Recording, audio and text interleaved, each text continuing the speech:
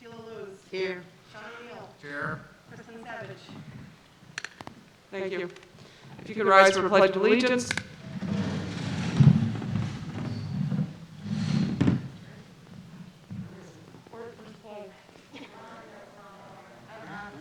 Oh, okay, thank you. It's over here. Instructed to view. I pledge allegiance to the flag of the United States of America and to the republic for which it stands, one nation, under God, indivisible, with liberty and justice for all.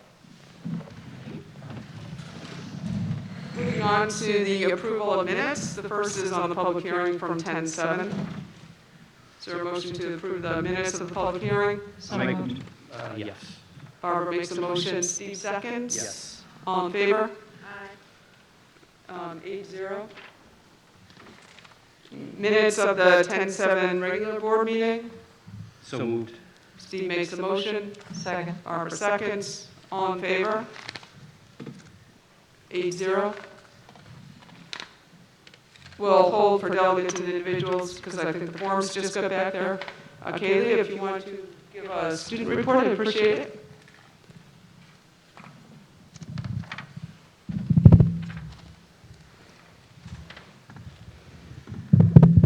Our first report is from TLC at St. Anne Central. As part of Fire Safety Month, staff and students of TLC have participated in several fire drills. The kindergarten classes have enjoyed further learning about fire safety from members of the St. Anne Fire Department, and TLC would like to thank the St. Anne Fire Department for their efforts. This week, TLC staff members have been holding conferences with parents to discuss student progress, and TLC would yet again like to thank their wonderful PTA for providing the delicious snacks to sustain them through the conference night. Students have been engaging in outside scavenger hunts and exploring new ways to play with the addition of outdoor chalkboards. The staff would like to thank Mrs. McDew's husband for creating such a great learning opportunity for their students.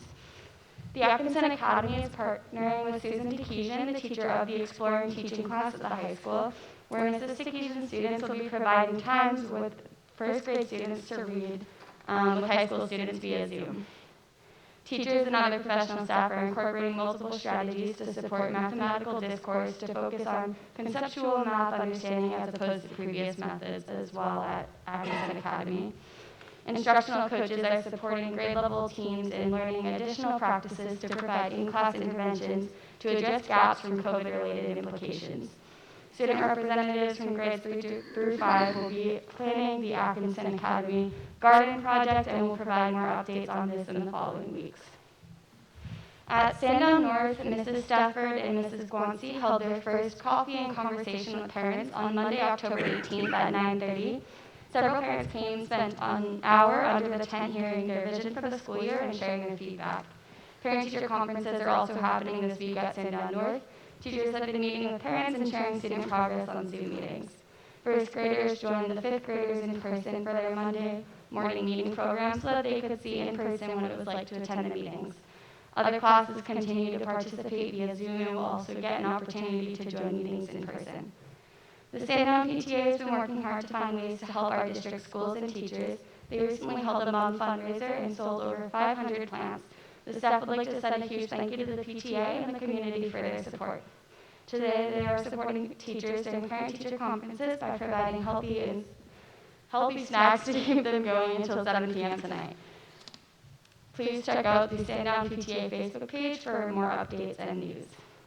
The High School Spirit Week will be coming up next week, which will contain numerous events hosted and planned by myself as the Student Council President alongside a variety of other Student Council officers and members. First off, students are encouraged to participate in dress-up days during the week. The Spirit Week Carnival will be held outdoors on the football field on Tuesday night, where honor societies, clubs, and organizations will be hosting tables, selling food, and this is open to the community as well. On Wednesday morning, the Student Council will sponsor a school sunrise prior to the start of school, where students are encouraged to bring blankets and coffee and watch the sunrise before school to encourage some school spirit. Wednesday night will include the variety show, yet again hosted by the Student Council. Student Council executive committees will be competing against one another in lip syncs, and this event is open to all Timberland students and community members. The Student Council Service Committee is also holding a penny war fundraiser in which all the funds will go to a charity of the winning class's choice, and is also working on painting some tiles in the front courtyard with designs surrounding the OWLS acronym that will be judged by teachers for Spirit Week points next week. The Student Council will also be hosting their pep rally, which is planned to be held outdoors on the football field on Friday during 4th block, in which organizations and all athletic teams will be participating in a variety of community activities. And the high school administration would also like to highlight that there are just 2 weeks left in the quarter, which marks halfway through the first semester for high school students. The fall sports seasons are coming to a close. Every sports team has had their senior night. Boys and girls soccer and volleyball finished their regular seasons this week. The cheer team is training hard for their D1 state meet on November 7th, and the football team is continuing to work hard and win a variety of games. In addition, I would personally like to draw the community and school board's attention to the high school's fantastic use of social media pages this year. The high school administration actively runs both a Facebook and Instagram account in which the student and community events are highlighted on an almost daily basis. This is a wonderful way for everyone to learn about the wonderful happenings in our community, and I encourage everyone to check it out. And as always, I would like to thank everybody, the school board and district administration, for the opportunity to talk about student activities, and I appreciate everyone's attention. Thank you. Thank you. And isn't there something new at the high school this year where they call out people on a weekly basis, staff and administrators, like the OWL Award or? Yeah, so actually it's a monthly thing where staff members are nominating other staff members to be nominated for awards that are part of the OWLS acronym. So there's All for Your Best, Work Respectfully, Live Responsibly, and Speak and Act Respectfully. And staff members are being awarded awards for being, I guess, like paradigms of what the acronym has to offer. Great, thank you. Is there anybody that wishes to speak for delegates and individuals? Okay. Moving on to current business, the next item on the agenda is the performance contract company selection. As you know, we convened a subgroup of the board and also our CFO and facilities managers and our consultant to look at the 2 RFPs that came in. And I think we're looking to take action to select energy efficiency investments to be the performance contractor. Barbara and Brian were on this subcommittee, so I'll defer any questions to them. Would somebody like to make a motion to accept that contractor or ask any questions? I make a motion that we accept EEI as our contractor for the energy savings performance contract. Barbara makes a motion. Is there a second? I'll second it. Kristen seconds. Discussion? Just letting you know that the subcommittee was unanimous in this choice. Thank you. Any further discussion? All in favor? 9-0. Moving on to the FY 2023 school board budget. I know this has already gone to budget committee, but the board had not yet seen it. In terms of increases, I did request that we increase the legal fee line. The 2022 voted budget was $120,000. The request for 175 is for 2023, I requested that Maria bump that up to 175,000. In 2021, we expended 194,000. So you can see over the course of the years what we've been spending. We did go down from 2020 to 2021, and I hope we're on a downward trend. But as you know, we have 6 unions now that we have to seek legal counsel for in terms of negotiations. Another item on here is the school board stipend. The school board stipend, just so people are aware, is $1,000 per board member. Some board members didn't think they got anything. And the chair gets an additional $200. I know that's been the same as it has. And I will let you know, right now, I will not be chairing next year, so this is not to line my pocket, but the chair is an extraordinary amount of responsibility. At some point, I think that stipend should be increased for the chair. And when you look at what the board members do in relation to, say, even select boards in other towns that are getting 3 to 4 times this amount. I do think, and I don't think the board wants to vote its own increase, but I do think it's something that perhaps the budget committee should look at. I know I've got board members sitting here that have been, this is their 4th meeting this week. Yes, Sheila, yes. Brian, too. Brian? Brian's got 5. So, and I know I've had 3. So I just think it's something, it is a volunteer position for all intents and purposes, but it is an extraordinarily time-consuming. So I'm not asking the board to make any vote on that. I don't think, Maria, was there any other, wasn't there another line that we changed, that I requested changed here?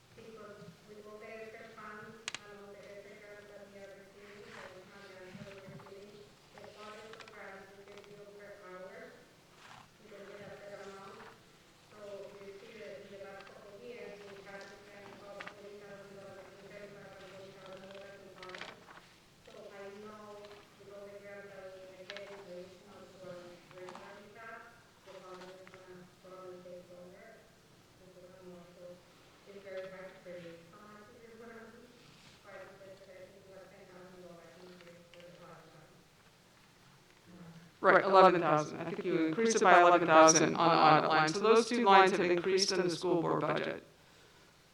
Are there any questions on that? We're not voting this budget, but just to let you know that this is the budget that's going to the budget committee. Okay, thank you. You might as well stay there, Maria, because the next item on the agenda is the acceptance of the FY 2020 financial statements. Board members, I had the SAU email you the complete audit. All that's included in your packet is the management letter. As you can see, there are no significant findings, no material weaknesses. I can't remember the last time that we have not had that. I hear you. So I have spoken to Maria about some of the issues that were noted on student activity funds. She already has plans to try to rectify those issues, and I think the other 2 issues the board member emailed about the trustees, that issue's been taken care of, and there was one other minor issue. So Kitchen, the $290,000 kitchen thing. yeah, that was already I'm sorry. I thought we addressed that last year. This is the 2020 line. Okay. Yeah, it's all been rectified. So thank you to you and your office for the work in getting this done and getting this to us At a normal time? at a normal time. Yes, thank you.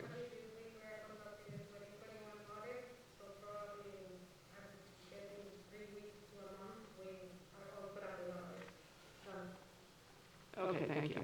Thank you. Maria, thank you so much. Thank you for a clean. Good job. Okay, and so we do need to accept the auditor's report.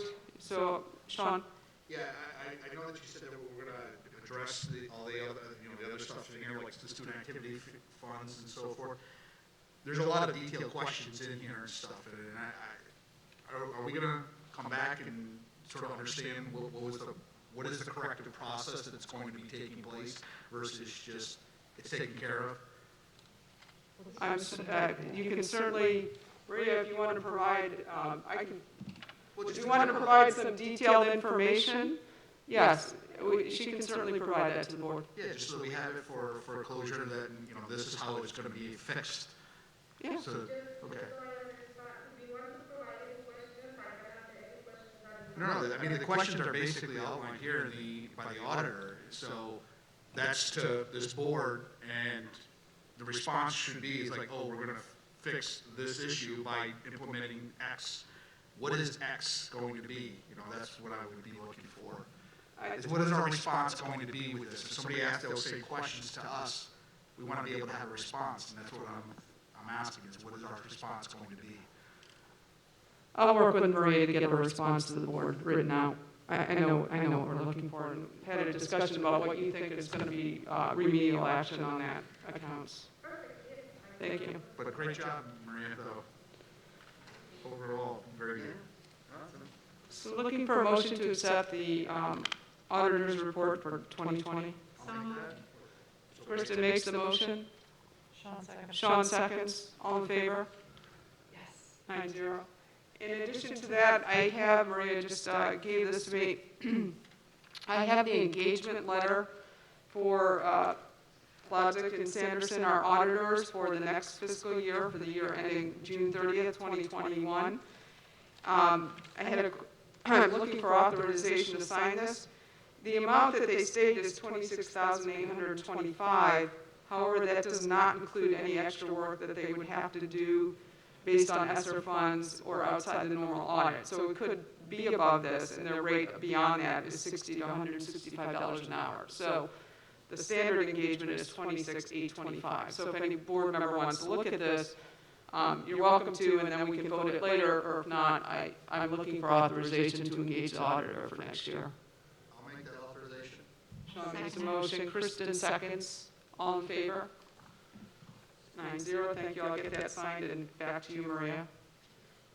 The next item on the agenda is the approval of the FY 2023 capital improvement priorities. I did attend the capital improvement committee, I think it was last week. This has been reworked and approved by the CIP committee. You'll see it has draft stamped across it. Typically, the board will approve this and then send this forward to the budget committee so that they know what the priorities are in terms of capital improvements. Based on the fact that our special meeting is now allowing us to take approximately $1 million into a non-lapsing fund, we are looking for capital improvements of the order of $2.1 million moving into the next fiscal year. Typically, in our budget cycle, we have about $1 million earmarked for capital improvements. So we're at about double that because we'll use those additional adequacy aid funds that we received as revenue to support our ongoing capital projects. So I'm looking for a motion to approve the capital improvement priorities for FY 2022-23. So moved. Kristen makes the motion. Second. Steve seconds. Discussion.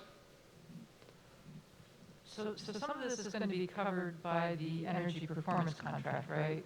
So we won't necessarily be spending it all at once.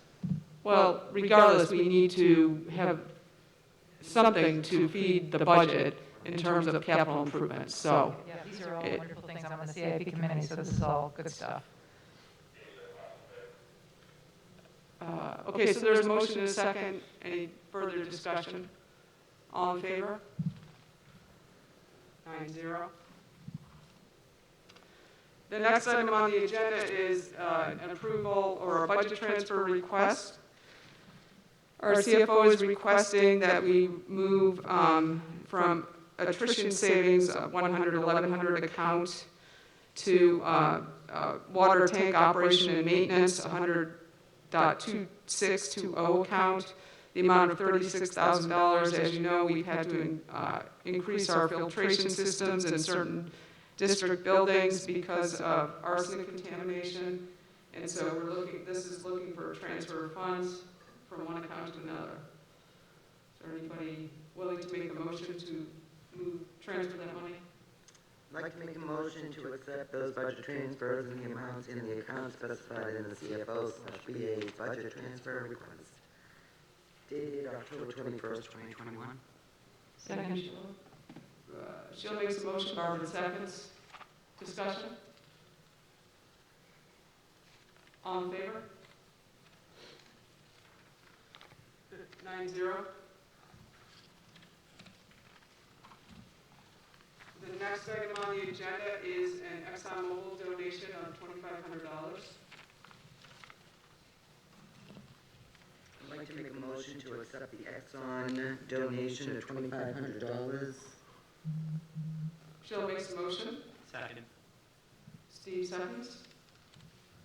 Just in terms of discussion, this money is being used to provide our AP and environmental science students with real-world sampling and testing on a wetlands project at the BD site group that involves phytoremediation of contaminated soil. So it's a great experience. We do appreciate the donation from ExxonMobil and the work that those teachers are doing in those courses.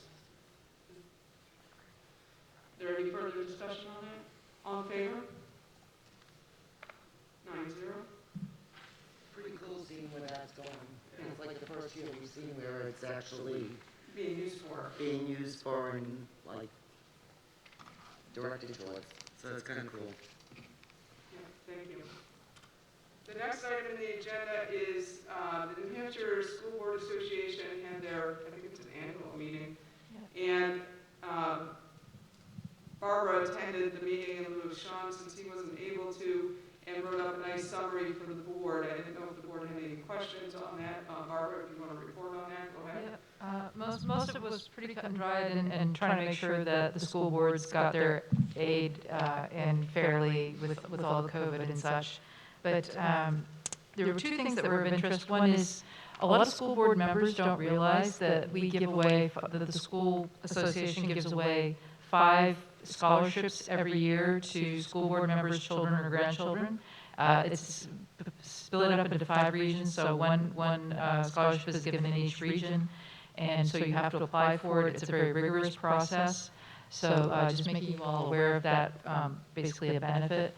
And one of the things that came up this year is a proposal to do that also for our student representatives, like Kaylee.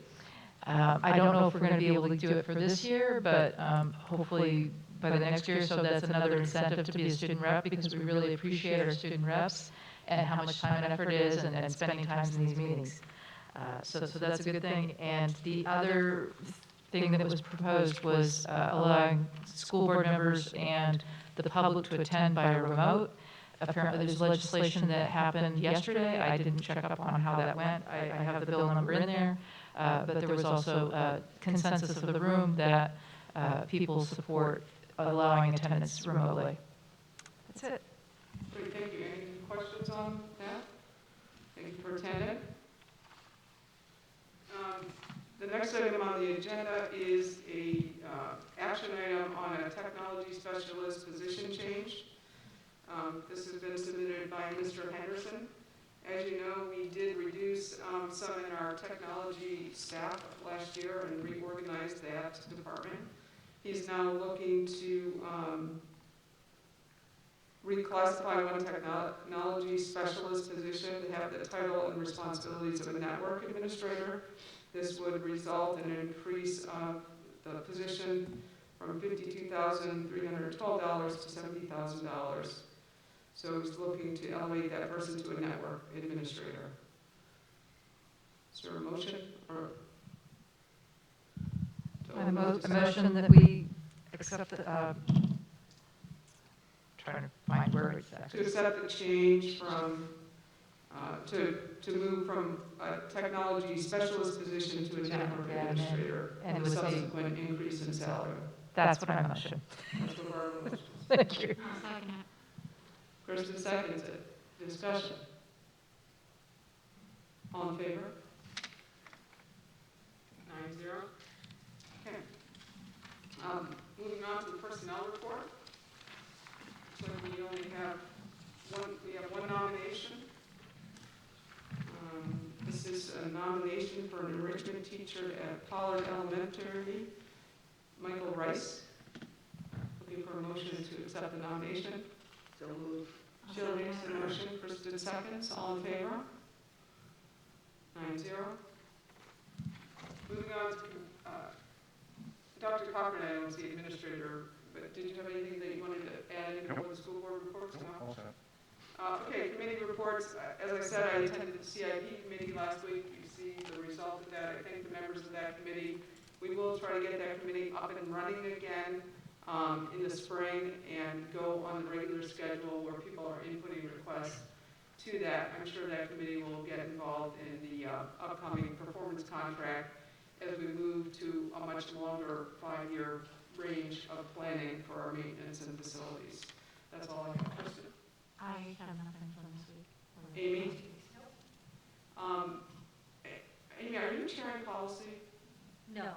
Who's co-chair? Steve. And I just want to say this while I'm thinking of committees. Did you meet? did prior to the last school board Okay, meeting, so so we you- haven't met since.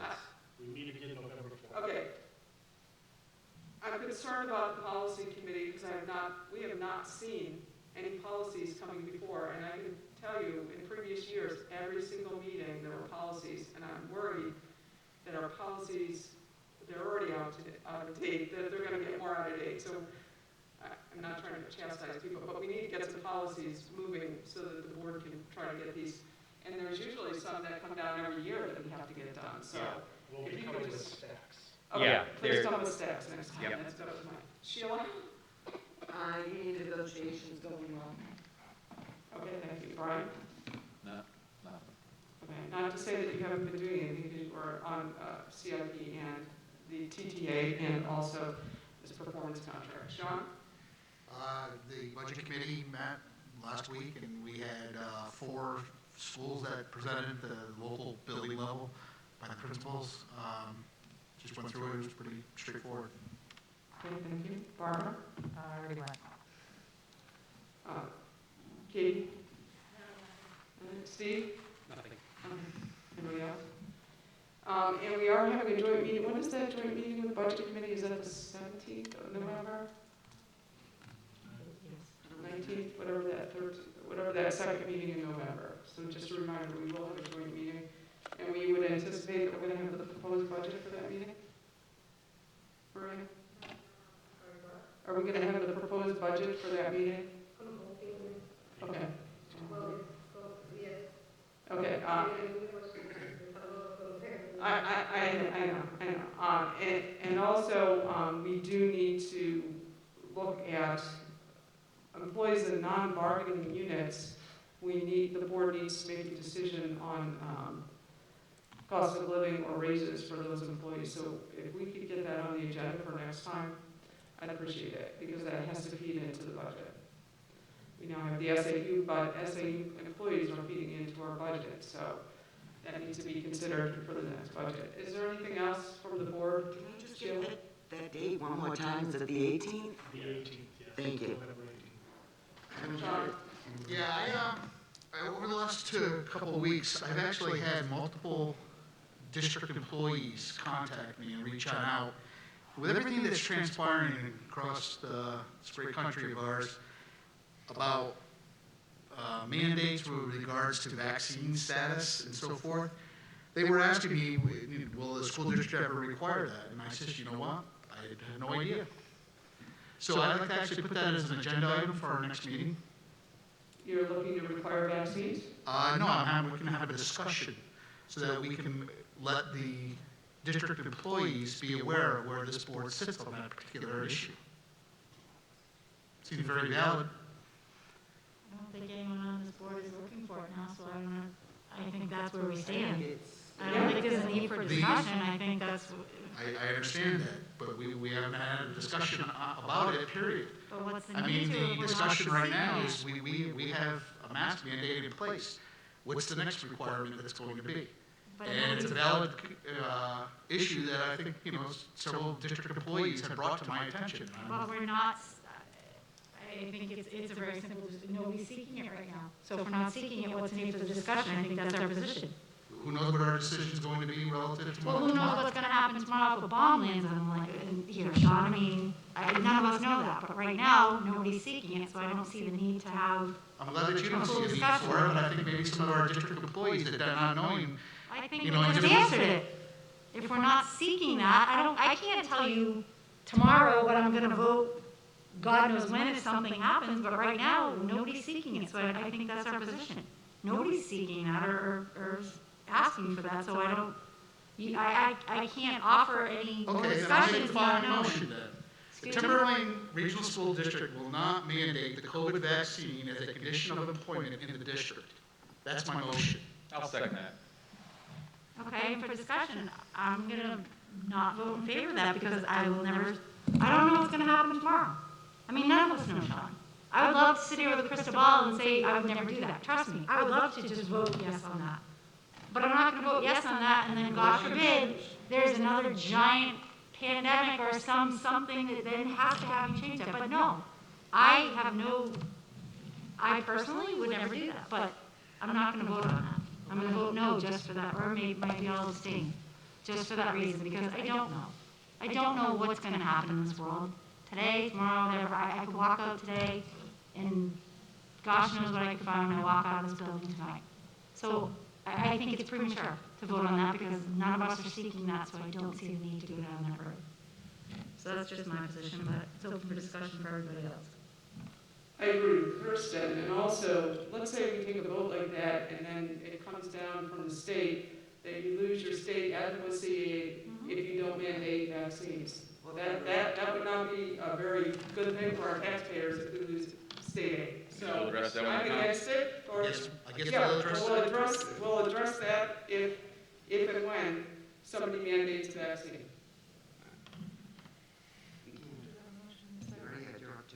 Motion is second. Call the question, please. Any further discussion? Excuse me, sir. This is not delegates and individuals. I'm sorry. Is there any further discussion? Kat, can you read back the motion, please? I actually had my hand up and I read it again. Seems like I forgot it. The Timberlane Regional School District will not mandate the COVID vaccine as a condition of employment in the district.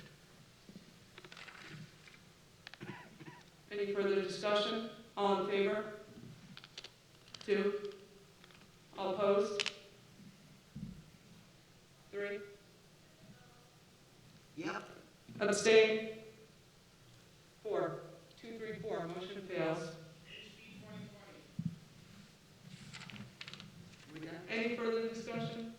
Any further business? Thank you. I'll adjourn the meeting.